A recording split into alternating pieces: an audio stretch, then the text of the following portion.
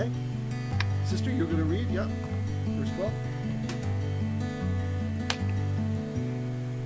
Okay, go ahead. Read.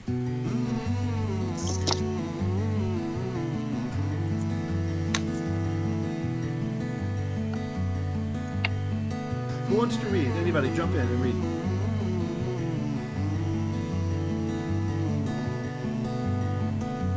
I'm going to release the Yomar. I think Bessie wants to read. Okay, Bessie, go for it. I'm sorry, I kept on going mute and unmute. Sorry. Okay. Oh, okay, no problem.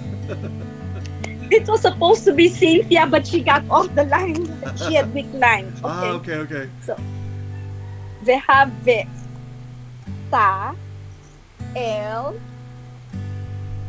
tok betek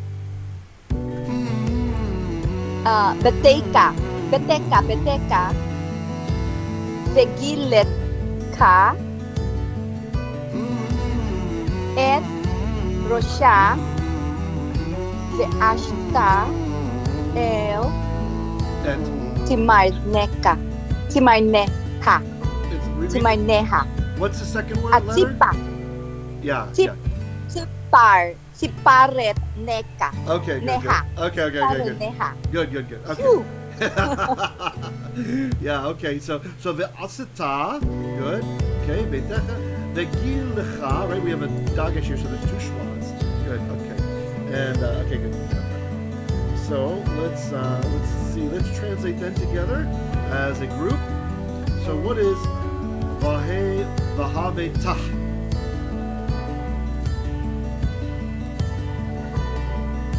Is it okay, Rabbi, if I say you cost to bring her?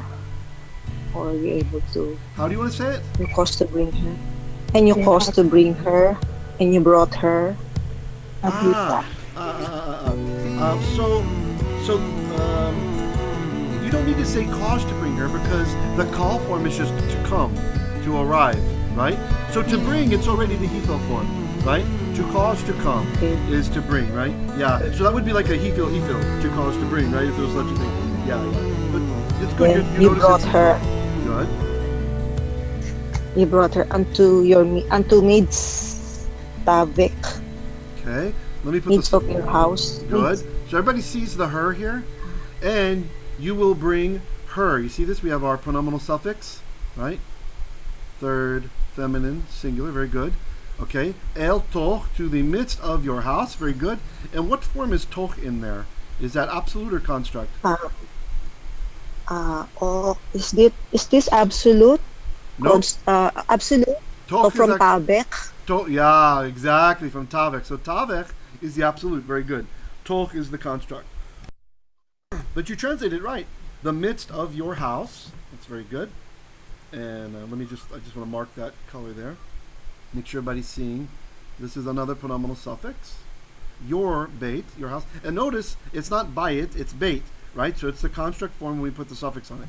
Good, okay. And then, vegilecha. Who knows what this verb means? Kala. Yeah, you haven't had it yet. This is not one of the 100 or more words. You haven't had this one yet. Let me just colorize it, and then we'll make the note. So it means to shave or to trim. It can also be used on trees, like you're cutting off their branches. It can be to shave a beard, to shave hair, etc. Right? Notice it's Piel form. Shave. Okay. So gilecha means she shaved. Vegilecha, and she will shave. She will shave et rosha. What's that? Her head, her top. Her head. Yeah, her head. She's going to shave her head.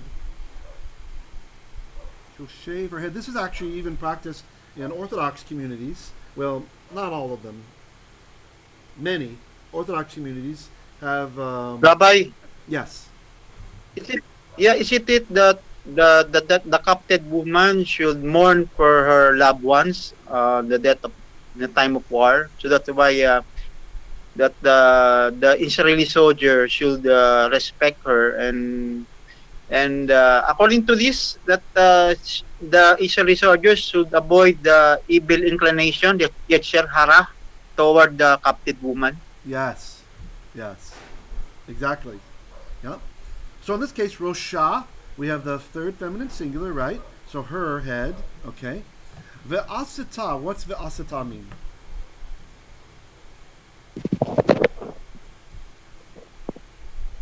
And she will do. A little louder, please. And she will do. Good. So asita, notice this is a lamed hey verb, okay? So lamed hey verbs, when we have to put another ending on there to make it feminine or whatever, that hey becomes a tav, right? So that's a, we'll go up here. Lamed hey, or some grammars, I don't know what grammar you have, we'll call this a three hey, right? So there's a hey in the third root letter. So good. So asata means she did or made, and the vav turns it around. Vav consecutive makes it and she will do et tziponeha. What's tziponeha mean?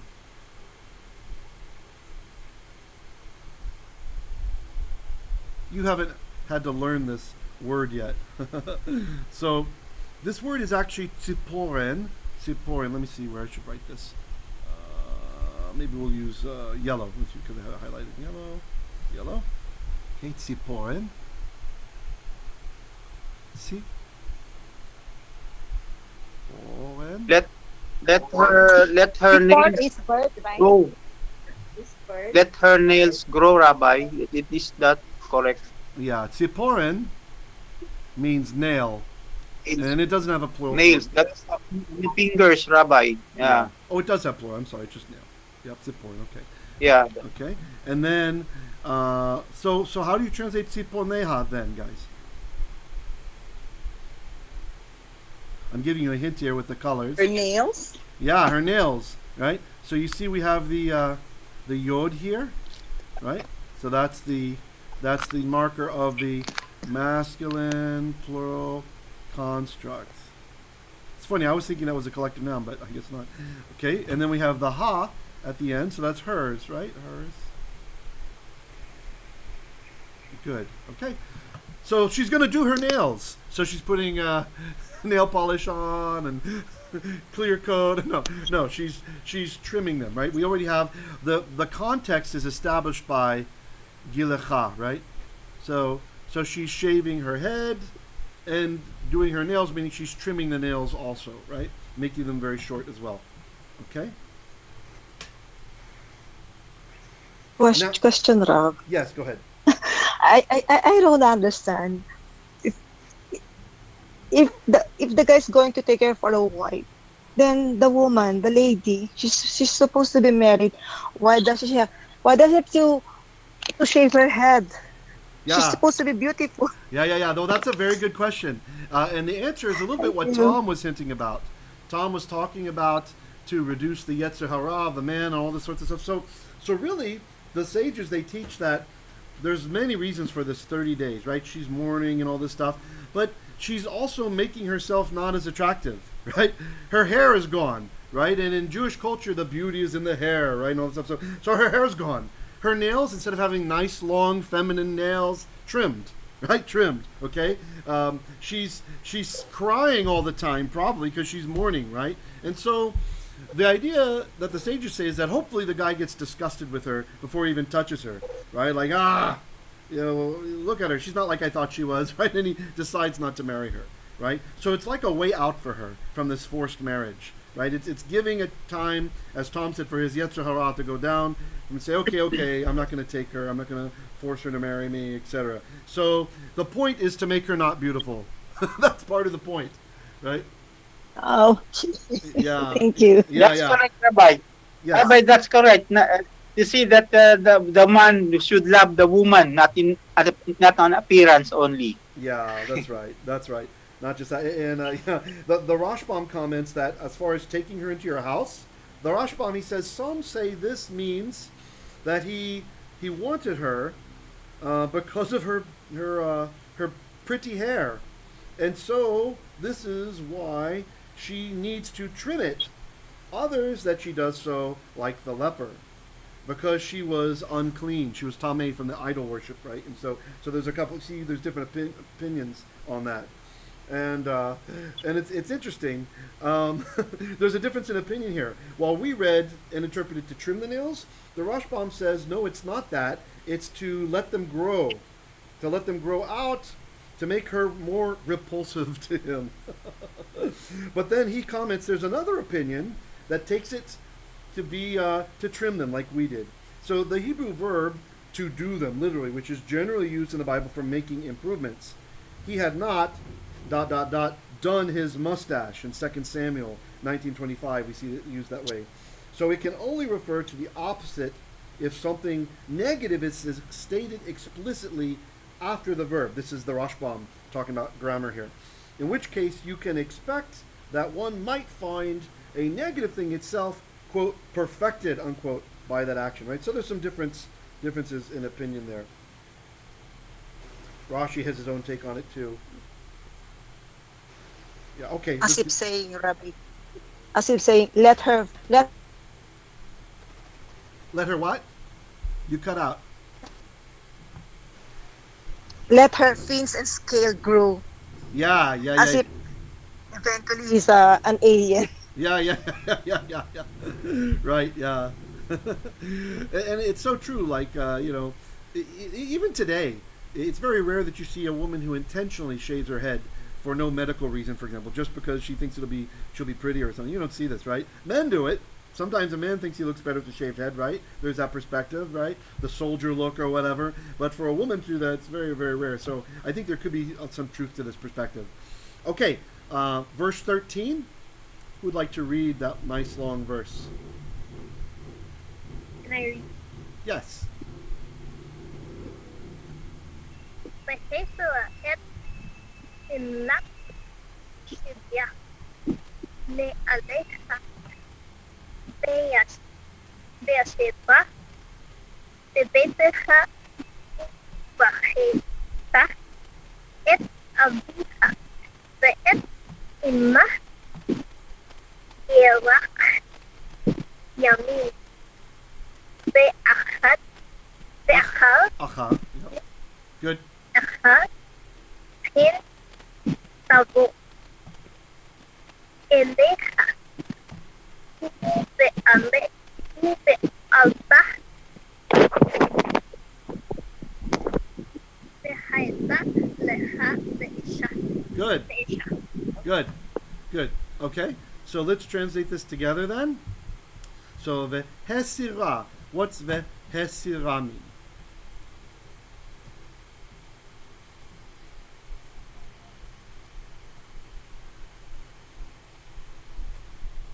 Who recognizes the root of this word? Anybody recognize the root? The root is a bit difficult to see. So this is a weak verb, okay? What color should I use? Sur. Sur, from the word Yes, sur. very good, guys. Good. Sur. Okay, so it's a hollow verb. To turn away. Yeah, that's right. Yeah, and what's the binyan? What's the binyan? Is it Piel? Yes, it's hefil. Here's the hey, right? We have a hey telling us, preformative hey, that this is a hefil binyan, right? A causative binyan. Okay, good. So the hey sira, so literally it's to turn, but it can also have this idea of remove, right? Remove also, depending on context, so that's going to work better here. So she will remove et simlat shivya. Simlat shivya. Actually, how we would sing that with the Polish, German, Jewish tradition. Okay. All right. So Simla, you probably That is her captivity. Sibe. yeah, that's right. That's right. Her Shivya. captivity. Okay, sure. Let's work it out that way. Mantle. Let me change the color. Mantle of Go ahead, Yomar. mantle of captivity. Okay, I'm not sure what you mean by Fur. mantle. Mantle of fur. of her. Her dress of captivity. Mantle yeah, of yeah, her Dress of, Yes, her yes. dress of captivity. Yes, very good. That's right. So, simla, let me write this in the absolute for you guys. You can learn this word, okay? By the way, I highly recommend each week you learn the words that we go through, right, when we do the Aliya yomi stuff. Simla. So, simla means garment or clothing, right? Simla, right? Simla. And so you'll notice simla, the accent moves because we're in construct, right? The accent. So even though we have this diacritical mark here, this is not an accent marker anymore. It's only functioning as just say simla. It's just telling us how to sing it, right? It's not an accent mark anymore. So don't get confused and say, why has this become a short patach, right? The comments reduced to patach, and then the hey became the tav, right? Because construct, feminine singular construct. So the garments or the clothing of shivya. So what shivya? You said Her captivity. her captivity. Very good. Her captivity. And so her captivity is definite, isn't it, right? So because it's definite, we translate the whole chain as definite. So we have to say the garment. garments. Yeah, the garments. And this is actually a collective, another collective noun, so it could be garments, right? The garments of her captivity. Good. Okay. Me aleha. Me aleha. What's that? What's me? From Yes? From her rising. Okay, hold on. Someone's got a question. Whoever said Rav, go ahead.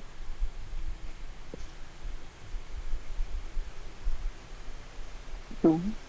Someone have a question? Okay. Yeah, I okay. get- Not from her rising. It's not from the verb Allah, if that's what you're thinking. It's from the word Okay. al. Al. Poetic, Rabbi. Poetic, al. Ah, that's Poetic. right. That's right. Very good. Very good. It's the poetic or the more archaic And form to her. of al, right? So upon her. So from aleha, upon her, right? So yeah, that's nice. You can think of it as poetic, like Yomar says. And even though this section here isn't really poetry, we're using poetic. Usually just means like the older form, the archaic.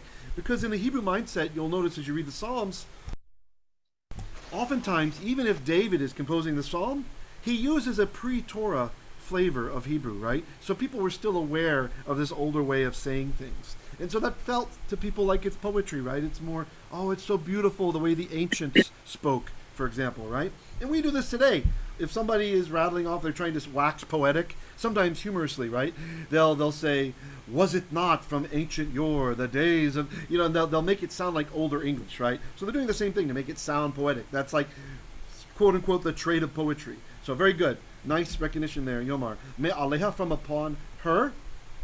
V'yashiva. V'yashiva? And sit It could, and sit. it could mean sit. So yashav. Dwell. Yeah, dwell probably more correct. You're right, Tom. Ah, Yashav, okay. that's okay. That's one of the meanings. It can mean to sit, or it can mean to dwell, right? So in Hebrew, it's the same. We're going to select dwell for now. Remember I mentioned before, this is why at Sukkot, when we have the mitzvah that says you should yashav in the sukkah, that some interpret that to mean you have to sleep in it, right? You have to live there for the whole time of Sukkot. But the sages say, no, technically the mitzvah is enough if you just sit down and have a meal. Since yashav has both of those meanings, right? So it's selected for a reason, right? It doesn't say shokain. If it had said shokain, then we would have to live in the sukkah, right? But because Hashem told Moshe to use the word yashav, we understand that there's different ways to observe that commandment. So very good. So yashav in this case is going to be dwell. She will dwell. Beveitecha. In her house. Not her house. In your house. In your house. Good. In your house. Okay. In your house. Uvachata. You guys remember this word? I don't think we've seen it in the feminine before. I've introduced it a long time ago, but I didn't say you have to learn it. It was just our induction learning. Okay, it's a lamed hey verb, okay? So the lexical form is, Bacha. yeah, bacha.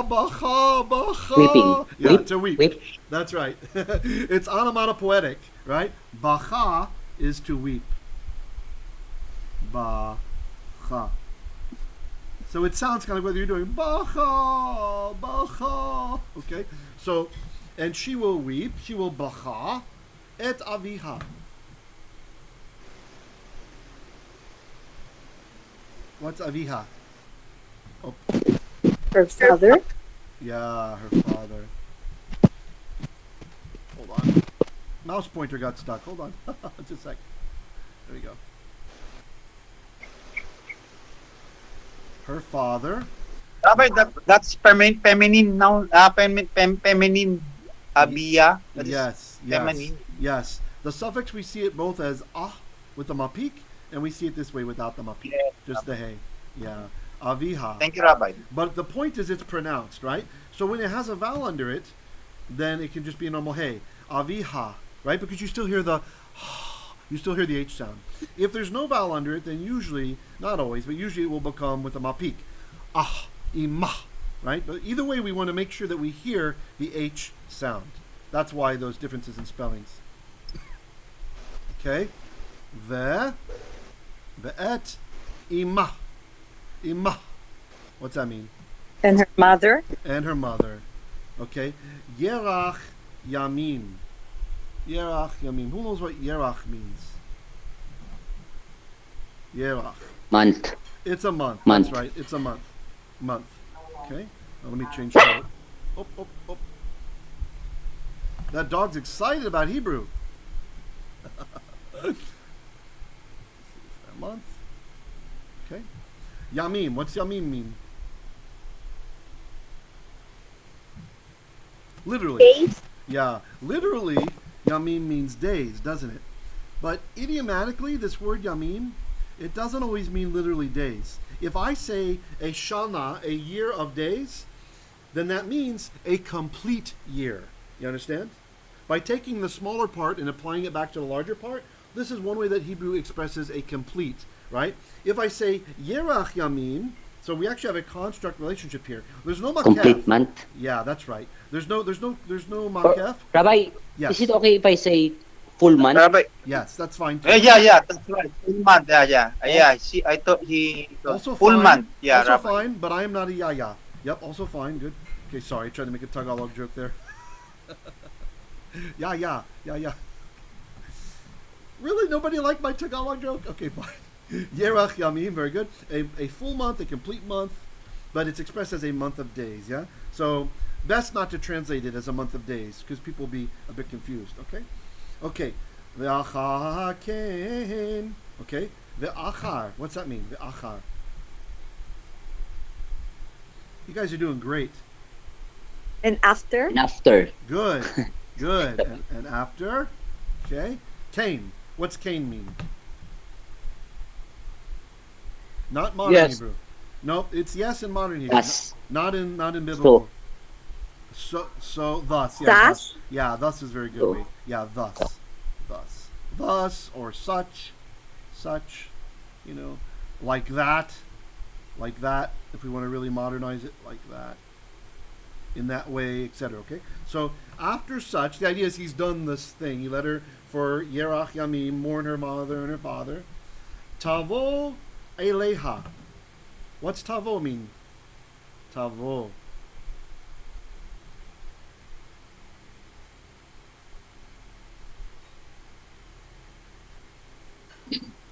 Imperfect. She will go. Yes. Feminine. Not she will go. This, you'll notice, remember, in the imperfect,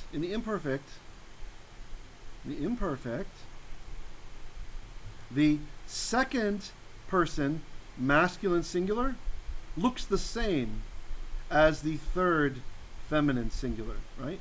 So one of you said she will go. It could mean she will go.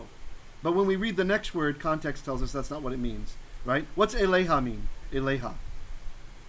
Eleha. Unto her. Unto her. That's right. Right. So yeah.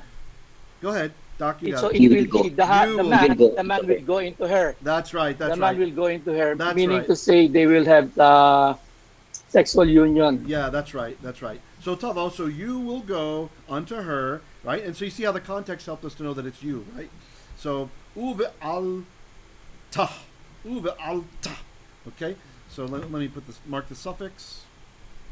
I'm trying to be consistent here for you visual learners and how we colorize things. Okay? So what's u? What's u mean? And with upon And? her. And okay, and again, why is it And u? upon her. Why is it u and not ve? No push was bump. Bump, schwa, okay. Sure. Bump. In this case, both rules apply. The schwa and the bump, right? We have a schwa and we also have a bu, right? So either one, he's like doubly u. So why is there no dagesh in the bait? Because of the long vowel u. Good. And what's the mnemonic that we use to remember which letters lose their weak dagesh? Kefat. Go ahead. Be God kifat, right? Be God kifat, right? The begad kifat letters, right? Beit, Gimel, Dalet, Kaf, Fe, and Tav, the begad kifat letters, right? Those letters, they take a weak schwa if they're not preceded by a vowel sound, but if they are, they lose it, okay? Good, so our dagesh fell away, okay? Okay, so this word here, Baal, this is the verb. What does the noun Baal mean? This is probably a reverse formation verb, we call it. So it's formed backwards. This is also for Lord. The Lord or man. husband. Lord or man. Husband. Yeah, that's right. Husband. That's right. That's right. So Baal is a master, a lord, literally an owner, right? So the one who owns the land is the Baal. The one who owns the house is the Baal Habayit. Baal Habayit is the master of the house. The one, he could be a single guy, right? Doesn't mean he's a husband of the house, right? And it does come to mean husband as well, right? So Baal is owner, literally owner. And then later it derives into like master. So for example, someone who is a wise person, you could call them a Baal Chokhmah, someone who possesses Chokhmah, right? You can have a feminine form too, a Baalat Chokhmah, right? For a woman, she's one who possesses, she's an owner of the wisdom, right? And then later this came to have... Like Baal Shem Tov. Yes, Shem Tov yeah, also. that's right, very good. You guys caught what Doc said, the Baal Shem Tov, one who possesses a good name, a good reputation, a Shem Tov. Very nice. And of course, we have a famous rabbi, the Baal Shem Tov, right? From Eastern Europe, Ashkenazi rabbi. So Baal later develops, we kind of have this idea of husband, right? So it can mean husband, and when context requires. But this is a verb, right? So really what's being expressed in the most rudimentary form in the Hebrew, he's taking possession of her. You will take possession of her, right? You will make her belong to you, right? In other words, become her husband, okay? Okay, v'hayata. Okay, what's this? V'hayata. Then she will be. Good. Then I like that. Then is probably smoother than saying and here. Then she will be, or this is from the verb haya, right? So haya. I'm writing the upper right if you see it. Haya. So what are the meanings for haya? You said to be. Okay, to be. What's another meaning for haya? He was. Oh, you're right, It in the will lexical be. form, right? It was. But was is just past tense of be, right? But what's another meaning, I mean? What's another meaning of haya? To become. Become. To become. Become. And this is important, actually, with your exegesis sometimes, because there are some verses where it says, it's often translated, you will be holy, for I am holy, right? But that could actually mean you will become holy, for I am holy, right? Indicating the process towards holiness, which is mitzvah observance, right? As you keep the laws of God, you elevate to a higher status of holiness, right? And the less sin that one does, etc., the holiness is maintained, right? So that's important to keep in mind when you're translating. There might be a deeper meaning or a different thought process happening in the text. It might not just be to be. It might be to become. Yeah, okay. All right. Of course, with Hashem, it makes no sense when he says "Ehyeh asher ehyeh." He's not saying "I will become like I will become," because we have other texts that says that he does not change, right? So because we know he doesn't change, it has to be "I will be as I am," right, or something like that. Okay, the hayata. So you could say, "And she will become lecha But B is also fine. As you said, sister, it's also fine to say B. I just want to point out that nuance there. L'cha. What's l'cha? Yours. Yours. Very nice. For yourself. Yeah. Belong to you. You could just say yours, like Yomar said. You could just say yours. She'll become yours, right? If you want to be hyper literal, we can say to you or for you, right? She'll become yours or to you, le'isha. For a isha, a wife, right? We could say woman, but that's a bit caveman-y. Okay, any comments or questions? Rabbi, Yes? this comments that according to Rabbi Ibn Ezra, that the Torah shows that the woman should respect her parents, whether in life, in death. Sounds good. Sure. In mourning her parents. You know, there's another interesting Yes. comment. I wanted to mention before, but I decided not to because I didn't want to confuse you guys. But now I think it might be good. So, gilach, to shave, can also mean to trim. Like I mentioned, you can trim the tree branches. You're obviously not cutting them off the face of the earth, right? If it just meant to shave, that would mean you cut the tree down and there's only a stump left, right? But it actually can have this meaning of just taking the branches off. So, interestingly enough, in the Mikrot Gedolot, Rabbi Chizkuni, he interprets that she shall trim her hair, right? He's looking at it as trim instead of cut. But it could also be fully shaved in that context, either way. And he's comparing this, that this is related to the leper who also undergoes the same procedure because she's preparing to become a holy person. Right? So that's Chizkuni's perspective, that she's going to marry into Israel, and so she must become holy, right? So it's kind of an interesting take on that. Okay, any other comments or questions before we move on? Great. Great.